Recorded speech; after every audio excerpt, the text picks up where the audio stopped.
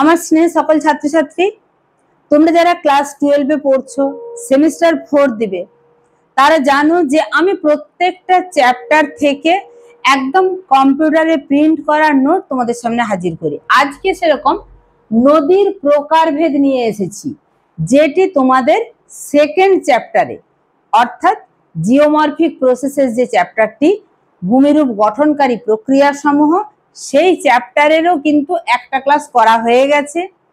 সেখানে অন্তর্জাত প্রক্রিয়া, বহির্জাত প্রক্রিয়া, পর্যায়ন, আরোহণ, অবরোহণ, পুঞ্জিত ক্ষয়, এছাড়া নদীর কাজ যে শুরু করেছি তার আগে নদীর যে ইন্ট্রোডাকশনে কিছু টার্ম থাকে, প্রধান নদী, উপনদী, শাখা নদী, নদী অববাহিকা, ধারণ অববাহিকা, জলবিভাজিকা, নদী দোআব, নদী সঙ্গম, আদর্শ নদী, নিত্যবহ নদী, অনিত্যবহ নদী, শাখা নদী, সমস্ত ব্যাপারটা একটা ক্লাসে আলোচনা করা হয়েছে। আজকে আমরা জানবো নদীর প্রকারভেদ। এখানে অবশ্যই নদীর প্রকারভেদে আবারও আমরা শাখা নদী, উপনদী এগুলো পাবো, কিন্তু তা বাদ দিয়েও যে অনেক রকমের নদী আছে সেটা আজকের ক্লাসে জানবো। এটা তোমাদের সেকেন্ড চ্যাপ্টারের দ্বিতীয় পর্বের ক্লাস হচ্ছে।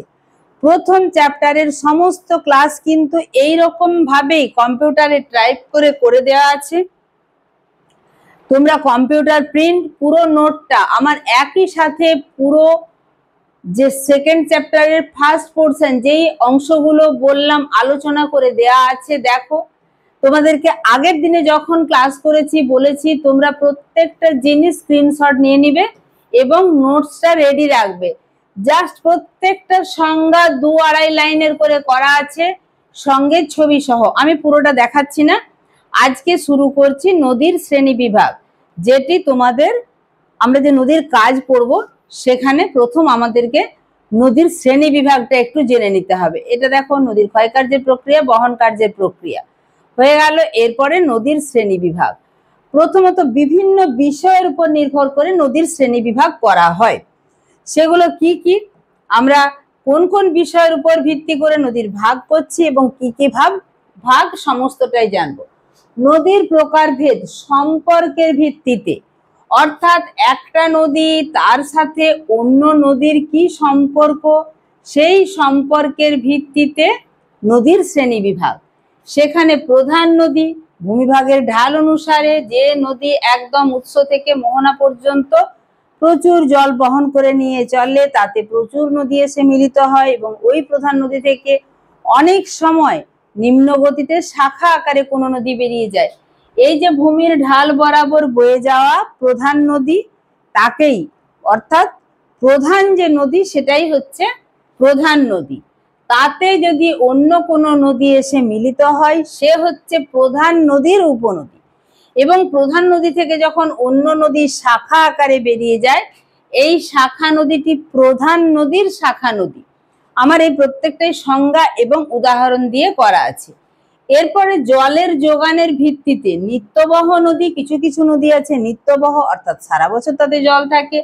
অনিত্যবহ নদী, অনিত্য মানে নিয়মিত নয়, সারা বছর ধরে নিয়মিতভাবে যে জল প্রবাহিত হবে এরকম হয় না।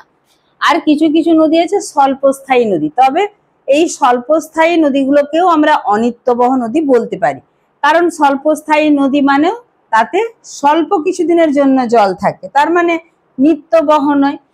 এছাড়া ভাগ পড়ব উৎপত্তি অনুসারে, উৎপত্তির ভিত্তিতে এই ভাগগুলি তোমরা প্রথম জানছো এবং এইটা একটু ভালো করে জানতে হবে। উৎপত্তির ভিত্তিতে অনুগামী নদী, ভূমির ঢাল অনুসারে যে নদী মানে প্রধান নদীটি প্রবাহিত হয় সেটাই হচ্ছে অনুগামী নদী। তারপরে সৃষ্টি হয় পরবর্তী নদী, তার পরবর্তী পর্যায়ে সৃষ্টি হয় পুনর্ভবা নদী, বিপরা নদী অনুগামী নদীর বিপরীত দিকে প্রবাহিত হয় এবং উপ অনুগামী নদী অনুগামী নদীর মতোই অনুগামী নদীর যেদিকে ঢাল সেই অনুযায়ী প্রবাহিত হয়, কিন্তু অনেকটাই পরে উৎপত্তি লাভ করে। এরপরে যে ভাগটা সেটা গঠনের সঙ্গে সম্পর্ক, অর্থাৎ ভূমি গঠনের সঙ্গে সম্পর্কের ভিত্তিতে পূর্ববর্তী নদী, অধ্যারোপিত নদী, অসঙ্গত নদী। আমরা আসছি প্রত্যেকটা ভাগে এক এক করে। তোমাদের এবার যেটা পালা সেটা হচ্ছে, আমি স্ক্রিন থেকে সরে গেলেই তোমরা স্ক্রিনশট নিয়ে লিখে নাও। আমি তোমাদের জন্য সমস্ত চ্যাপ্টারে, আমার সেকেন্ড চ্যাপ্টারের নোট লেখা প্রায় কমপ্লিট। দেখো আমার কাছে 7টা ভূগোলের বই আছে, তোমাদের কাছে তো সমস্ত বইগুলো নেই। এর মধ্যে আমি যেই পোর্শনটা তোমাদের যেখান থেকে সহজ মনে হবে সেখান থেকে নিয়েছি, কিছু আমি নিজের ভাষায় লিখেছি, দিয়ে তোমাদের জন্য একটি সহজ সরল নোট তৈরি করা আছে। অবশ্যই তোমরা এই রকম ভাবে জিস্ট নোট আশা করছো।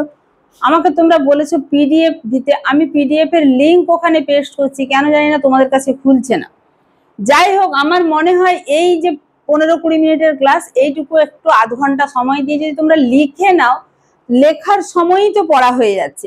প্রতিটা লাইন যখন একবার লিখছো ওটাকে 2বার বলছো, 3বার বলছো, অনেকটা পড়ার কাজ এগিয়ে যাচ্ছে। প্রধান নদী, তোমাদেরকে প্রথমেই যে সংজ্ঞাটি বলেছিলাম সেটিই কিন্তু এখানে লেখা আছে, অর্থাৎ একটি নদী অববাহিকায় ভূমিভাগের মুখ্য ঢাল বরাবর প্রবাহিত হওয়া যে নদী, যাতে কি হয় অন্যান্য ছোট ছোট নদী এসে মেশে এবং সমস্ত জলধারাটাকে টেনে নিয়ে যায়। কোথা থেকে? উৎস থেকে মোহনা পর্যন্ত। যেমন ভারতের গঙ্গা নদী প্রধান নদীর উদাহরণ। উপনদী, তোমরা স্ক্রিনশট নিয়ে নাও, লিখে নাও, ভিডিওটা পজ করে লিখে নাও। অপ্রধান বা গৌণ ঢাল বরাবর বয়ে আসে যেসব নদী এসে প্রধান নদীতে মিশে তাদের উপনদী বলে। দেখো এইটুকু ডেড লাইনের মধ্যে কমপ্লিট, আর কিছু লেখার দরকার নেই, পরের লাইনটা দরকারই নেই। গঙ্গার প্রধান উপনদী যমুনা, তাহলে বলবে যে দরকার যদি নেই তাহলে আপনি লিখেছেন কেন?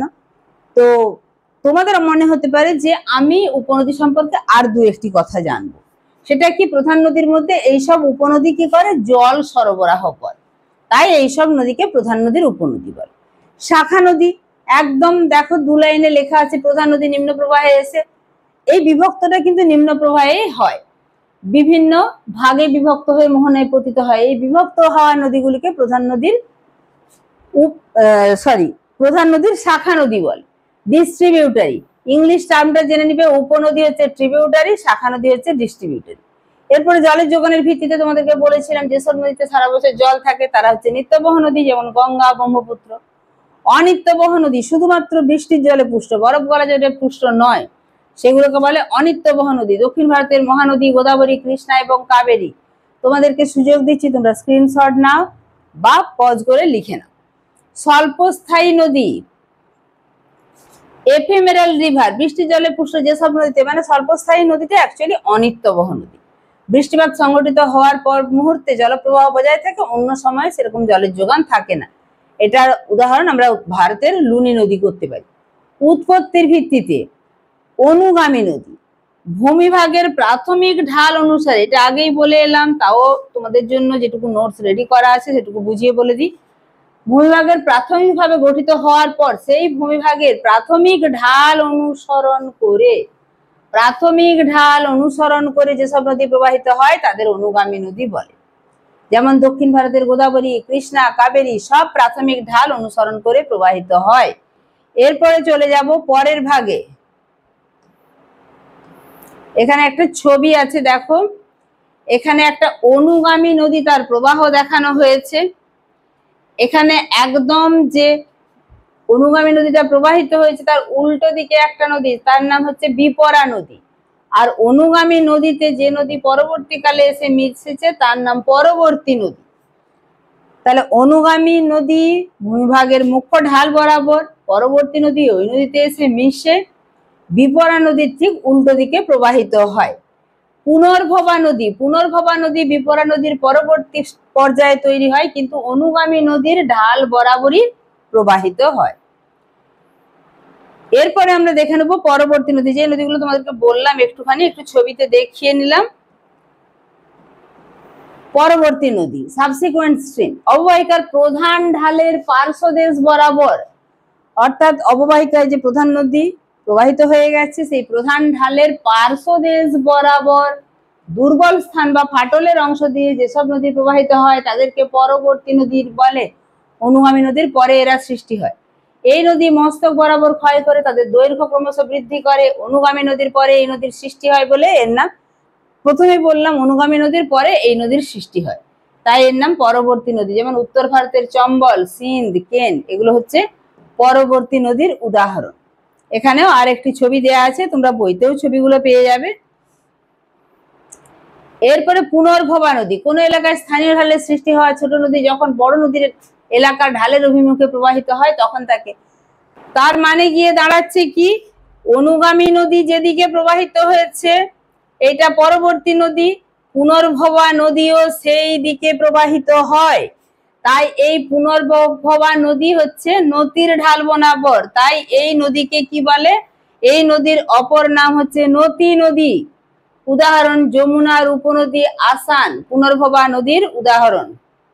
এরপরে আবার একটা ছবি তোমাদেরকে দেখানো হয়েছে। এরপরে বিপরা নদী, বিপরা নদী কিন্তু শিলাস্তরের নদীর বিপরীতে যে সমস্ত নদী প্রবাহিত হয় তাদের বিপরা নদী বলে। এইটুকু লিখলেই হবে। তবে আরো কিছু জানার জন্য তোমরা লিখবে, কোন এলাকায় স্থানীয়ভাবে উৎপন্ন নদী যখন অনুগামী ও পুনর্ভবা নদীর বিপরীতে প্রবাহিত হয়। আমরা আগেই দেখেছি অনুগামী নদীর ঢাল বরাবর, পুনর্ভবা নদীও ঢাল বরাবর, ঠিক তার বিপরীত দিকে প্রবাহিত নদীকে বলে কি অ্যান্টি ডিপ স্ট্রিম বা বিপরা নদী। নিম্ন হিমালয় অঞ্চলে মহাভারত পর্বত শ্রেণীর উত্তর দিকে ঢাল বরাবর বিপরা নদী দেখা যায়। আবার ছবিটা তোমাদেরকে দেখালাম, এইটা অনুগামী নদী প্রবাহিত হয়েছে, এইটা পরবর্তী নদী, পুনর্ভবা নদী অনুগামী নদীর মতো, আর বিপরা নদী উল্টো দিকে। উপ অনুগামী নদী, ভূমির প্রাথমিক ঢাল অনুযায়ী যেসব ছোট ছোট নদী প্রবাহিত হয়ে পরবর্তী নদীতে মিলিত হয় তাদের উপ অনুগামী নদী বলে। অনুগামী নদীতেই পরবর্তী নদী মিশছে, ওই পরবর্তী নদীতে যে সমস্ত নদী এসে মিলিত হয় তাদের উপ অনুগামী নদী বলে। দৈর্ঘ্য ছোট হলেও এইসব নদীর গতিবেগ খুব বেশি হয়।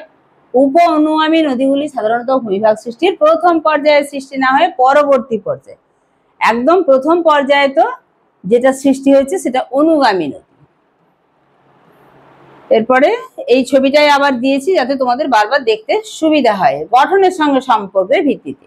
এটা একটু ভালো করে বুঝবে। পূর্ববর্তী নদী, যেসব নদী তাদের প্রবাহ পথে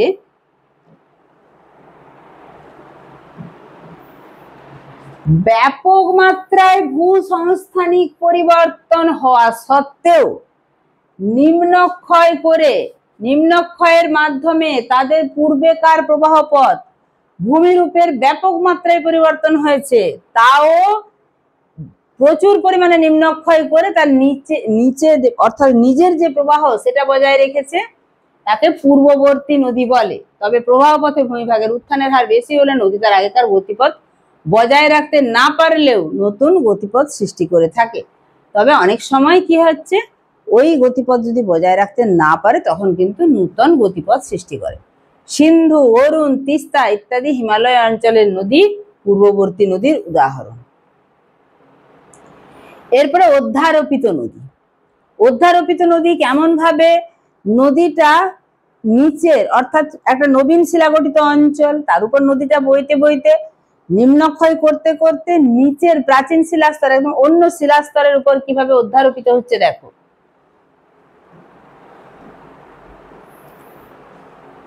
নবীনতর গঠনের উপর দিয়ে কোনো নদী প্রবাহিত হলে এই নদী নিম্নক্ষয় বেশি পরিমাণে করে থাকে। এই অবস্থায় নদী নিম্নক্ষয় করতে করতে নিচের প্রাচীন ও ভিন্ন প্রকৃতির, এই যে নিম্নক্ষয় করতে করতে নিচের প্রাচীন এবং ভিন্ন প্রকৃতির গঠনের উপর পড়ে, এভাবে প্রাচীন গঠনের উপর দিয়ে প্রবাহিত নদীকে অধ্যারোপিত নদী বলে।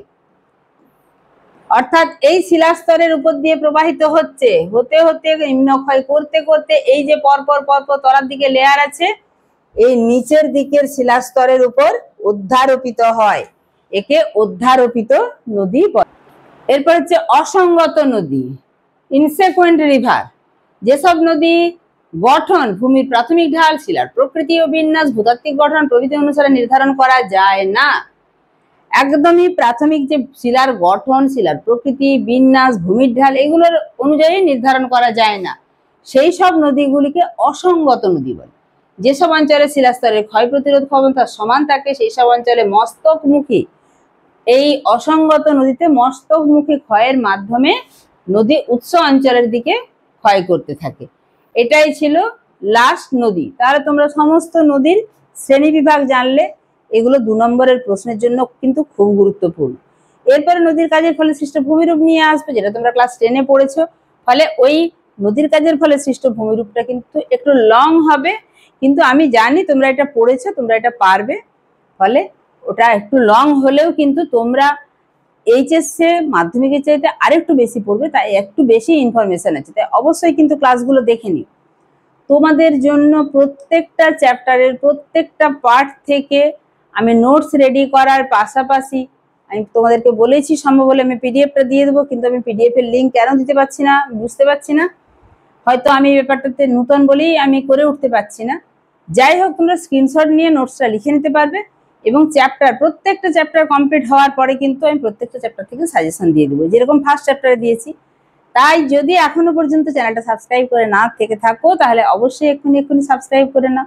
আর তোমার মতো তোমার বন্ধুদেরও যেহেতু ভিডিওটা কাজে লাগবে, অবশ্যই তাদের মধ্যে শেয়ার করো আর একটা লাইক করে দিও। তোমাদের লাইক আমাকে আরো বেশি করে তোমাদের ক্লাস করতে ইন্সপায়ার করবে। ঠিক আছে, দেখা হচ্ছে পরের ভিডিওতে। কিন্তু যদি কোনো অসুবিধা হয় কমেন্ট করতে একেবারেই ভুলবে না। তোমাদের প্রত্যেকের কমেন্ট আমি পড়ি এবং তোমাদের চাহিদা মতো ক্লাস দেওয়ার চেষ্টা করি। ঠিক আছে, টাটা।